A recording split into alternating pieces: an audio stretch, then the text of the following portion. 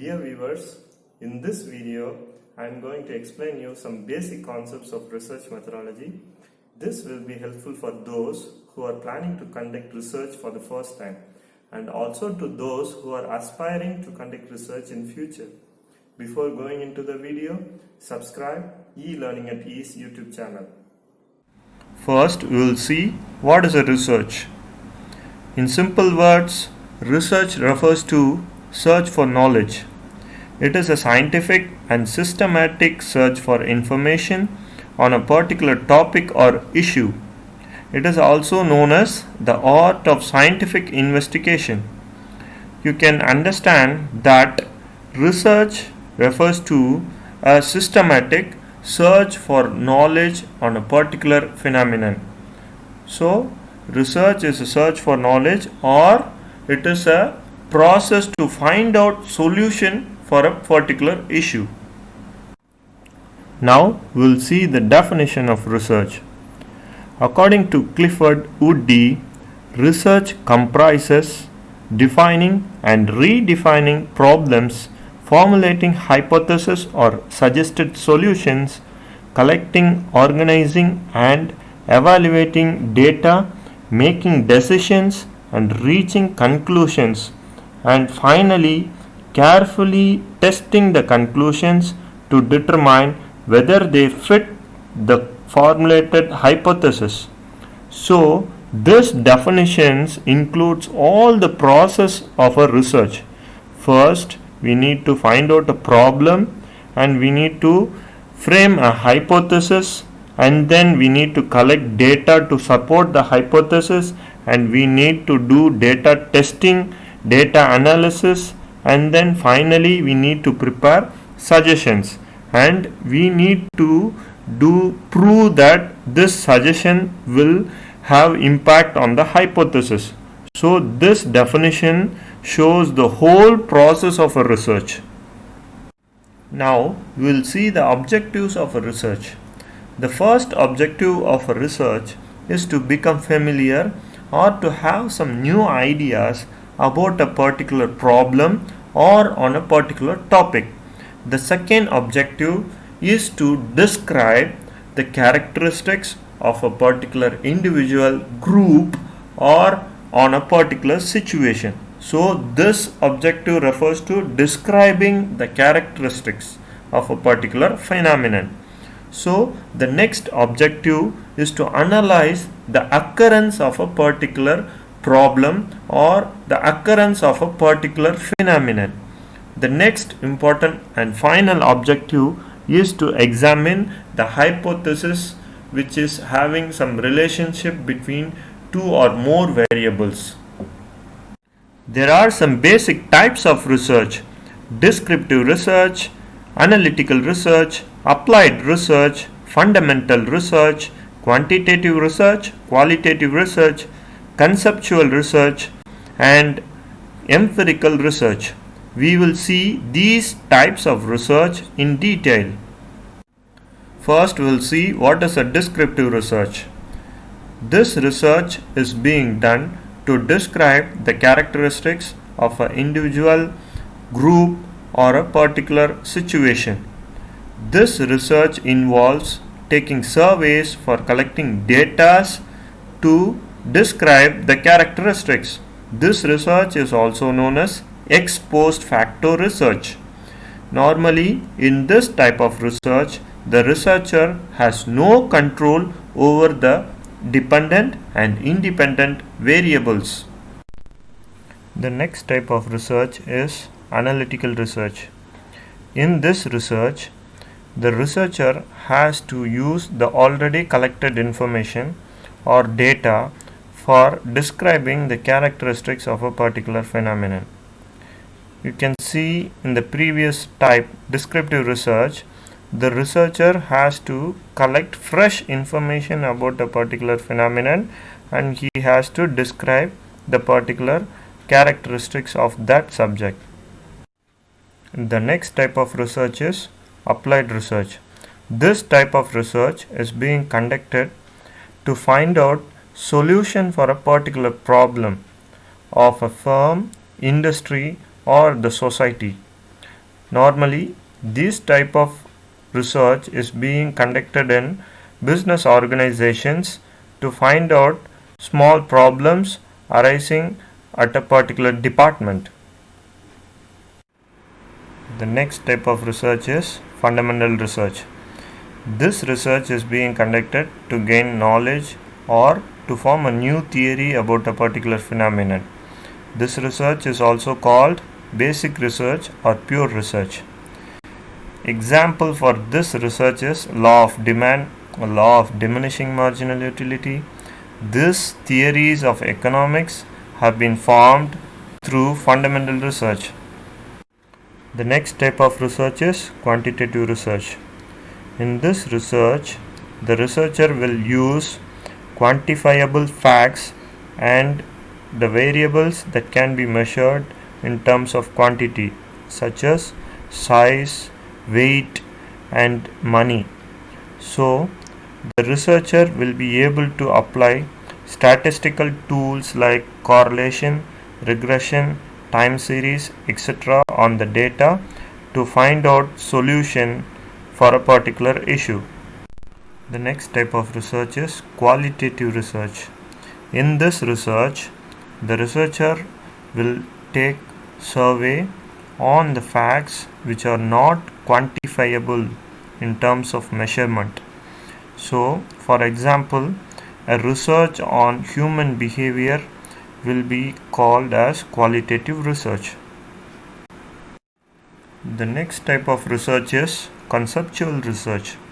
This research is being conducted by philosophers to form new theories or new concept about a particular phenomenon. This research will be helpful for philosophers and other human behavior related research. The next type of research is empirical research. In this research, data will be collected about a particular phenomenon and experiments will be done on that data to find out solution for that particular problem. This research is also known as scientific or experimental research. So, normally the research is done on scientific institutions. The research is done on pharmaceutical fields are examples of empirical research. Now we will see in which areas of business research can be conducted. The first area is marketing. In marketing, the organizations can conduct research to find out the human or consumer behavior towards their products. The research can also be conducted to find out the sales promotion activities and sales to frame policies regarding sales promotion activities. The company can conduct researches. The next department is human resource management. In this department, the organization can conduct research on work-life balance of the employees and the ways to improve the motivation level of the employees, the ways to improve the production capabilities of the employees. These researches can be done in this department. The next department is financial management. The organization can conduct researches on ways to reduce working capital, on ways to improve the efficiency in use of capital. These can be done in this department. The next department is in the economics area. The organization can conduct researches on how to implement business policies in par with the economic policies of the government. The last one is and most important area is new product development. You can see the best example for this new product development is the development of corona vaccine. You can see various pharmaceutical companies are doing research on finding out new vaccine for the coronavirus. That research comes under new product development area. Now we will see the various steps involved in research or the research process. The first step in research is formulating the research problem or fixing the topic for the research. First, the researcher has to select a particular topic or select the area in which he is going to do a research. The second step in the research process is extensive literature survey. The researcher has to look for theories related to the topic selected, and he has to look that whether the research related to the topic he has selected has already been done. He has to go through all the researchers, he has to go through all the theories related to the topic he has selected. The next step in research is framing hypothesis. Hypothesis is a tentative statement or a tentative solution for the problem he has selected. So he may have idea about the particular problem or phenomenon after doing extensive review of literature, that is literature survey. After doing that, he has to frame a tentative solution. Okay, that solution must be proved by him through extensive research. The next step in research is preparing research design. Research design is the blueprint of how you are going to do the research. So from where you are going to collect data, what are the statistical tools you are going to use, all these you have to frame like a blueprint for the research. The next step is preparing sample design. Sample refers to the people or the variables from which you are going to select or from which you are going to collect data. So normally the data will be huge. The population of on whom you are going to conduct research will be huge. From them you need to select some samples which may be the representatives of the whole population. So how you are going to select the sample that you need to design is the determining the sampling design process. The next step is collecting data. You need to collect data in order to prove the tentative statement, which the hypothesis, which is true or you should reject. That can be done only through collecting data. The next step in the research process is analyzing the data using various statistical tools, correlation, regression, and other tools. You need to analyze the data. After that, you need to test whether the tentative solution you have given, that is hypothesis, you need to test that. After that, you need to give suggestions and you need to interpret the results of the hypothesis testing. After that, the final step in the research process is preparation and presentation of the report, what you have done throughout the research, from formulating the research problem till your suggestions. You need to prepare them into a report and you need to present them in a reasonable manner. Now we will see the first step, problem identification, in detail. So the first and foremost step in the research process is identification of the research problem or the topic of the research. Normally the word problem refers to an unanswered question that a researcher might encounter in the process of either a theoretical or practical situation which he would like to answer or to find out a solution. So normally if the researcher wants to give solution to a particular problem, he has to select that problem and he has to conduct research on that problem. It may be an economic problem, it may be a problem of a business organization, or it may be a problem of the society. Now we will see what is hypothesis. Hypothesis is a tentative statement about the solution to a particular research problem.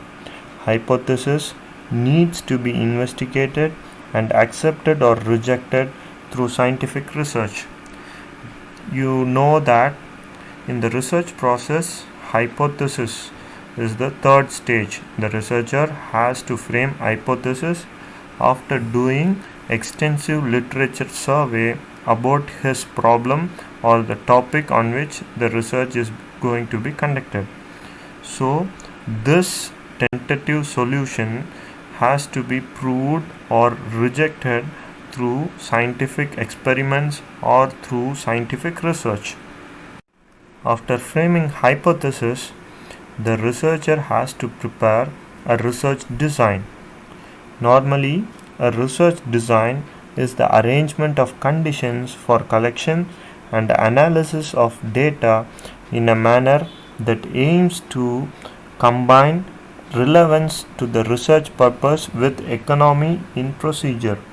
So, normally the research design is a blueprint of the research process. What are the data you are going to collect? What are the sources of data? How much you are going to spend for data collection? And what is the time period for the data collection? Everything you need to frame before starting the research. That blueprint is called research design. The research design highlights the elements which include the nature of the study. The first step is the researcher has to decide which type of research he is going to conduct, whether it is descriptive research, analytical, applied. He has to decide the type of research. The purpose of the study, he need to frame the problem, why he is doing the research, for the business organization or for the society or for the government. He has to decide the purpose of the study. The next step is the location where the research would be conducted, the place where he is going to conduct the research. The next, the nature of data required, whether it is quantitative or qualitative, he needs to decide that. The next one, from where that required data can be collected, whether it can be collected from primary data source or from the secondary data source, he has to decide that. The next important element is what time period the study would occur, for how much time it will be taken to complete the research. He has to tentatively plan that accordingly. The type of sample design, whether it is simple, random, there are different types of samples that you will come to know in the next units. A simple random sampling is there, systematic sampling is there. He needs to select one particular type of sampling which is suitable for his research. That should be mentioned in the research design. The next technique of data collection, whether it is through survey or it is through interview, he needs to plan accordingly. The next one is the method of the data analysis. What are the statistical tools he is going to use in the collected data? He has to decide that. The next important thing is the manner in which the report would be prepared. How the report will be prepared. There are different methods of preparing report. He needs to plan that before conducting the research. We can have more clarity on research design through its features. First, the research design is a plan of how much data has to be collected, what type of data has to be collected, from where the data has to be collected for the particular research problem. The second important feature is the research design will include what are the methods of collecting the particular data, whether it has to be collected to survey, what type of survey had to be conducted, what type of interviews have to be conducted, what analytical tools, what statistical tools have to be used for conducting research on the particular data. Everything has to be mentioned in the research design. Finally, the time period for conducting the research, what is the money budget for conducting the research, everything has to be clearly mentioned in the research design. Thank you so much for your patient listening.